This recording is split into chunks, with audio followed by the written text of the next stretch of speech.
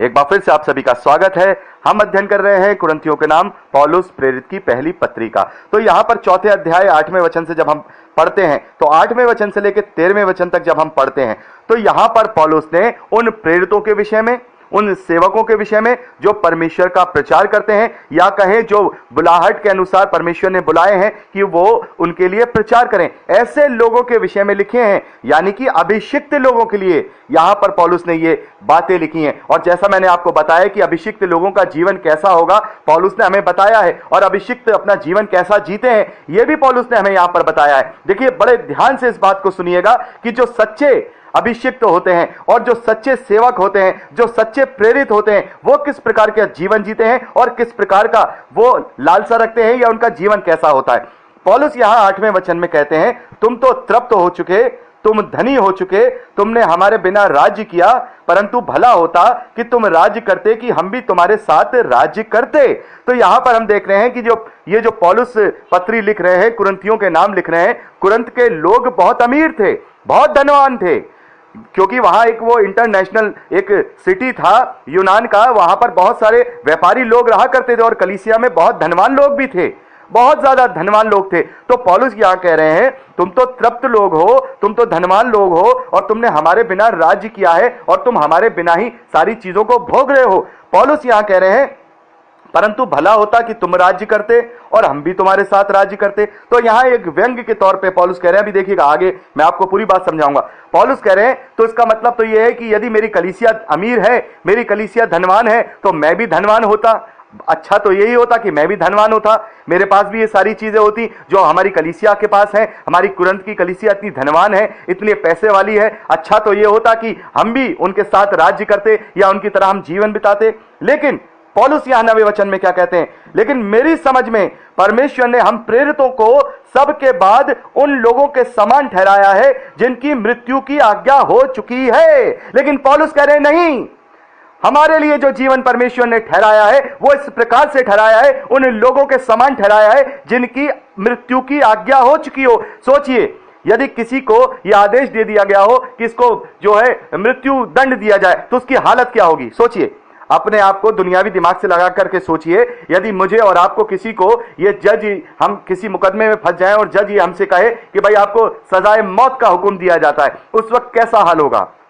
यानी कि हमें अब यह पक्का है कि हमें सजा मिल गई, अब तो हमें फांसी पे चढ़ा दिया जाएगा, यानी अब हमारा अंत मौत के रूप में होगा। पौलुस कह रहे हैं, लेकिन जो प्रेरित लोग हैं, मैं समझता हूं जो प्रेरित लोग हैं उन सब के बाद उन लोगों के समान ठहराया है। उन्हें कलीसिया के लोगों के समान नहीं ठहराया है। कलीसिया के लोगों को आशीष दी गई है, कलीसिया के लोगों को सब कुछ दिया गया है, लेकिन प्रेरितों को इस समान जिंदगी दी गई है कि उन्हें अब अपने जीवन में मृत्यु का भी खौफ नहीं है। यानी कि उन्हें अपने जीवन को भी प्रभु के लिए निछावर कर देना है, उन्हें अब मृत्यु का भी खौफ नहीं रखना है। इस प्रकार से सोचिए, उन्होंने ये कौन सी एक मिसाल दी है कि ऐसे लोगों के समान जिनकी मृत्यु की आज्ञा हो चुकी हो। तो प्रेरित जो होते हैं, जो सेवक होते हैं, जो कलीसिया का प्रचार करने वाले लोग होते हैं, वो ऐसे होते हैं कि उन्होंने अपने सर पर प्रभु यीशु मसीह के नाम का कफन बांधा होता है। जैसा हम जानते हैं कि हम सब ने प्रभु यीशु मसीह के नाम में अपना अपना क्रूस उठा लिया है, लेकिन सेवकों ने वो कफन बांध लिया है। जो मसीही विश्वासी हैं वो भी प्रभु के लिए अपने जान न्यौछावर करने के लिए तैयार रहते हैं, लेकिन प्रेरितों के लिए और एक कदम आगे है, क्योंकि वो बुलाए हुए हैं। उनकी बुलाहट है कि वो परमेश्वर के लिए एक प्रचार का कार्य करें। तो उनके जीवन में जरा सा भी, तनिक मात्र भी किसी भी मृत्यु का या किसी भी जो उत्पीड़न है उसका भय नहीं होना चाहिए।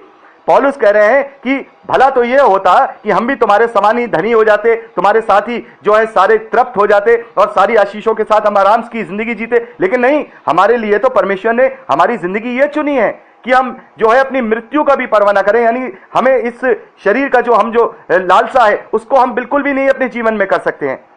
लेकिन हम क्या देखते हैं, आजकल जो कलीसिया के अगुए हैं वो इस बात पे ज्यादा ध्यान रखते हैं कि हमारी कलीसिया में धनवान लोग कौन है, ज्यादा धनी लोग कौन है, व्यापारी लोग कौन है, कौन कौन 4 व्हीलर से आता है, उनका ज्यादा ध्यान रखा जाता है कि इनका ध्यान रखिए, इनको ज्यादा जो है टाइम दीजिए, इनसे ज्यादा हमें 10वां मिलेगा, कलीसिया को हमें पैसा मिलेगा, हमारा सारा काम होगा। उनकी ये सोच होती है। लेकिन पौलुस कह रहा नहीं, हमें ये सब नहीं चाहिए, हमें परमेश्वर ने ये नहीं ठहराया है। पौलुस आगे कहते हैं क्योंकि हम जगत और स्वर्गदूतों और मनुष्यों के लिए एक तमाशा ठहरे हैं।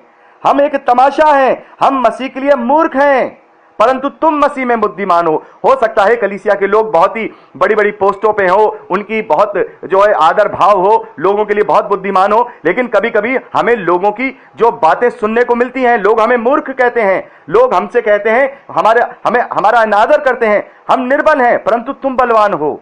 हम मसीह के लिए निर्बल हो जाते हैं। यदि कोई हमें गाली भी देता है तो हम उसे आशीष देते हैं, हम उसके लिए धन्य वचन कहते हैं। पौलुस आगे कहते हैं कि हम इस घड़ी तक भूखे और प्यासे और नंगे हैं और घूंसे खाते हैं और मारे मारे फिरते हैं और अपने ही हाथों से काम करके परिश्रम करते हैं। लोग हमें बुरा कहते हैं, हम आशीष देते हैं, वे सताते हैं, हम सहते हैं, वे बदनाम करते हैं और हम उनके लिए विनती करते हैं।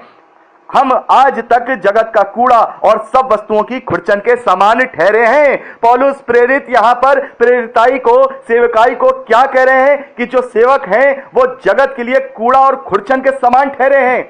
उनका जीवन इस धरती पर भोग विलास करना नहीं है, इस धरती की आशीषों को जीने का यहां जीवन नहीं दिया गया है। उन्हें एक कर्तव्य दिया गया है, उन्हें एक बीड़ा दिया गया है, उनकी बुलाहट है कि वो परमेश्वर के लिए कार्य करें। ऐसा जीवन पौलुस कह रहे हैं, भला तो यह होता कि हम तुम्हारे साथ तुम्हारे राज्य करते, लेकिन परमेश्वर ने हमारे लिए ये जीवन नहीं रखा है। प्रेरितों के लिए, सेवकों के लिए परमेश्वर ने ये जीवन नहीं रखा है। हम सब मसीह के लिए मूर्ख बन जाते हैं। तुम कलीसिया के लोग बुद्धिमान हो सकते हो, तुम बलवान हो सकते हो, लेकिन हम प्रभु यीशु मसीह के लिए निर्बल हो जाते हैं।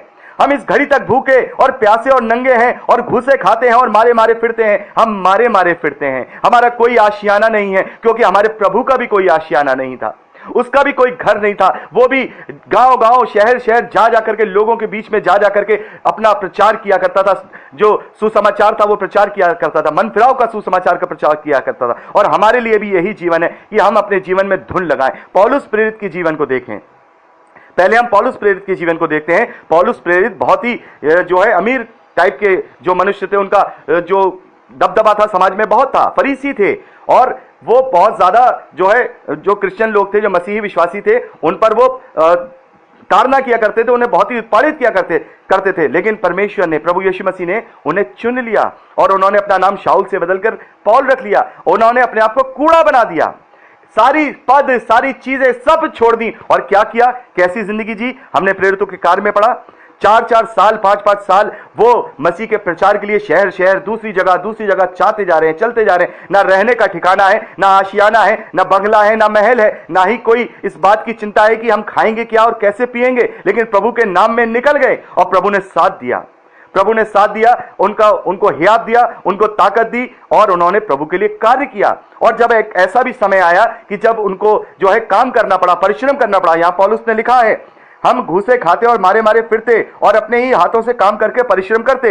एक समय आया कि जब उन्होंने तंबू बनाने का काम किया, वो प्रचार जब कर रहे थे, तो एक समय आया कि बहुत समय तक उन्हें वहां पर परिश्रम करके अपने जीवन को जीना पड़ा। तो कभी कभी सेवकों के जीवन में ऐसा भी आता है कि उनके पास सपोर्ट नहीं होता है और उन्हें मेहनत मजदूरी करके अपना जीवन यापन करना होता है, लेकिन उनका जो लक्ष्य होता है वो यही होता है कि हम प्रचार करें। और पौलुस के जीवन में भी यही हुआ कि जैसे ही परमेश्वर ने उनके लिए रास्ते खोले, वो दोबारा से प्रचार के लिए निकल गए।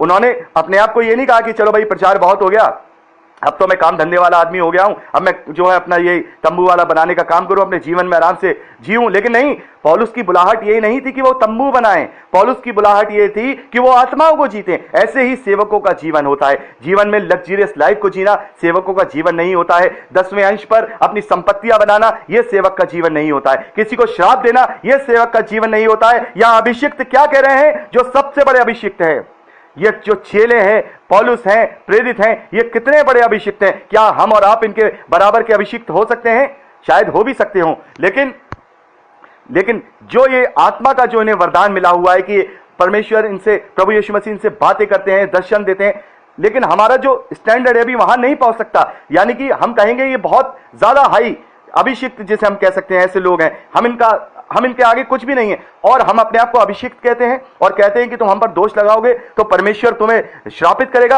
यहां तो दोष लगाने वाले, यहां पे पौलुस कह रहे हैं कि लोग हमें बुरा कहते हैं, हम आशीष देते हैं, वे सताते हैं, हम सहते हैं, वे बदनाम करते हैं, हम उनके लिए विनती करते हैं।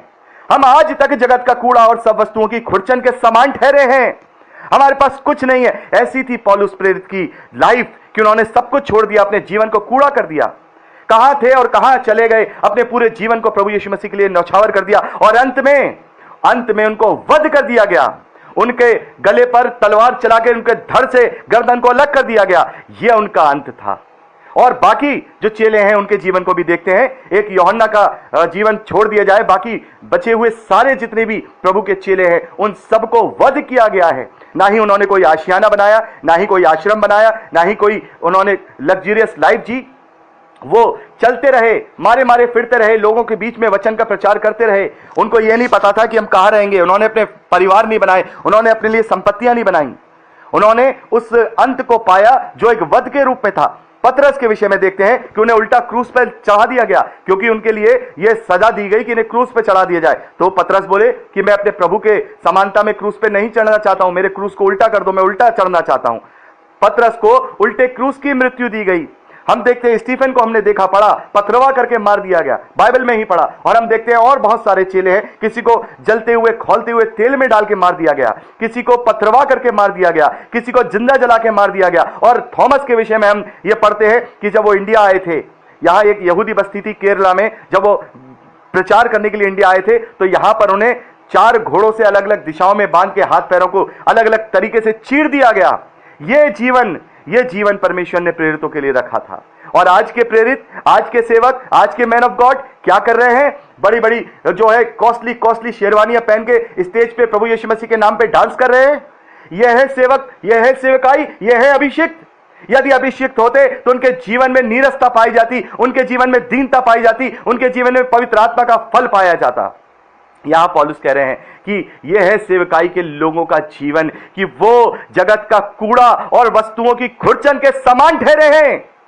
हम भला तो ये होता, पौलुस ने सबसे पहले कह दिया कि भला तो ये होता कि हम भी उनके साथ राज्य करते, हम भी अपने धनी जो हमारे कलीसिया के लोग हैं उनके साथ क्या करते, उनके पैसे पर ऐश करते। लेकिन हम ऐश करने के लिए नहीं आए हैं, हमें ऐश करने के लिए नहीं बुलाया गया है। हमारी बुलाहट ऐश करने के लिए नहीं है, प्रभु के प्रचार के लिए है। और उस हद तक है हम उत्पीड़ित हो और अगर हमें वध होना पड़े तो हम वध भी हो जाए।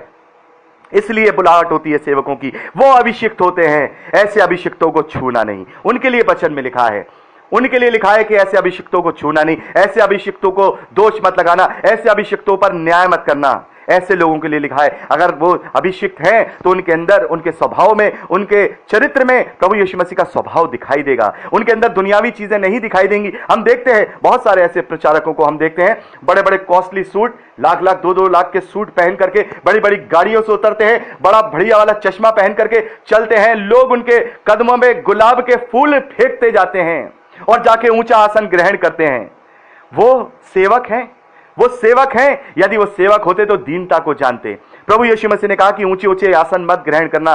कपटी शास्त्रियों फरीसियों को यह सब भाता है, उन्हें बाजारों में नमस्कार करना भाता है, लेकिन तुम ऐसा मत करना। प्रभु यीशु मसीह ने 23वें अध्याय मत्ती के सुसमाचार में कहा, तुम ऐसा मत करना। उन्हें रब्बी कहलाना पसंद है, उन्हें गुरु कहलाना पसंद है, तुम लेकिन अपने आप को गुरु मत कहलाना। तुम्हारा केवल एक ही गुरु है और वो मैं हूं। तुम सब आपस में भाई हो। तो भाई एक दूसरे के सामने एक दूसरे का क्या कर रहा है?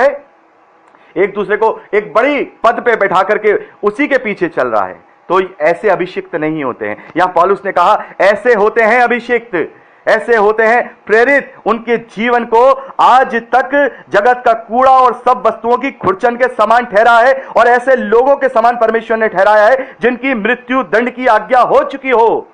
सोचना पड़ेगा हमें कि हम किस प्रकार से इस अपने जीवन को जी रहे हैं। ये सेवकों के लिए मैं कह रहा हूं। मेरा कहने का मतलब ये बिल्कुल नहीं है कि आप जो सेवक लोग हैं वो भूखे मरे, उनके बच्चे भूखे मरे। मेरा कहने का मतलब ये तात्पर्य ये नहीं है। लेकिन मेरा कहने का मतलब और तात्पर्य ये है कि हमें ऐश करने के लिए नहीं बुलाया गया है। हमारे जीवन की धुन केवल ये होनी चाहिए कि हमें प्रचार कैसे करना है, हमें प्रभु के लिए प्रचार कैसे करना है, हम प्रभु के लिए अपने आप को कैसे पूरी तरह से नौछावर करते हैं। हमारा एक ही मकसद, हमारा एक ही लक्ष्य होना चाहिए कि हमें प्रभु के लिए प्रचार करना है, लोगों को जीतना है, लोगों की आत्माओं को बचाना है। यह अभिषिक्त लोगों का एक डिस्क्रिप्शन यहां पे पौलुस ने दिया है कि हम इस घड़ी तक भूखे और प्यासे और नंगे हैं और घुसे खाते हैं और मारे मारे फिरते हैं। हम अपने हाथों से काम करके परिश्रम करते हैं, लोग हमें बुरा कहते हैं, हम उन्हें आशीष देते हैं। और यहां पर जो आजकल के सो कॉल्ड अपने आप को सेवक हैं, वो लोगों को स्टेज पे खड़े होकर के श्राप देते हैं।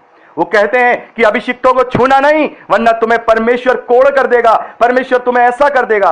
अरे परमेश्वर तो प्रेम करने वाला है, परमेश्वर तो अंत तक जो लोगों को जो है मौका देता है कि वो अपने आप को, अपना मन फिरा सकें। वो दंडित करने वाला नहीं है, वो प्रेम करने वाला है। उसने इस रीति से अपने प्रेम को प्रकट किया कि अपने इकलौते पुत्र को भी दे दिया कि जो कोई इस पर विश्वास करे वो नाश ना हो परंतु अनंत जीवन पाए। तो याद रखिएगा, जो आशीषें हैं वो कलीसिया के लिए तो हो सकती हैं, जो आशीषें हैं वो कलीसिया के लिए तो हो सकती हैं, लेकिन प्रभु के दासों के लिए केवल इतना ही आशीष, इतना अभिषेक है कि वो प्रभु के बुलाए हुए हैं। और ये बहुत बड़ा तमगा है, ये बहुत बड़ा पद है, ये बहुत बड़ी अपने आप में एक खूबी है कि परमेश्वर ने उन दासों को चुना है जो प्रभु के लिए अपनी जिंदगी को पूरी तरह से जो है खत्म करते थे, पूरी तरह से कूड़ा और खुरचन बना लेते हैं। मेरे विषय में भी आप गवाही जानते हैं कि मेरा जीवन क्या था, लेकिन मैंने प्रभु के वचन के लिए उस जीवन को त्याग दिया। मैंने अपने आप को भी कूड़ा बनाया। मैं अपनी बढ़ाई नहीं कर रहा हूं, लेकिन मैं ये चाहता हूं कि लोग समझें कि जो सेवक होते हैं उनका जीवन क्या होता है। तो आगे हम बात करेंगे, 15 मिनट से ज्यादा की रिकॉर्डिंग हो गई है, अगली रिकॉर्डिंग में बात करेंगे। प्रभु आपको आशीष दे। Praise the Lord.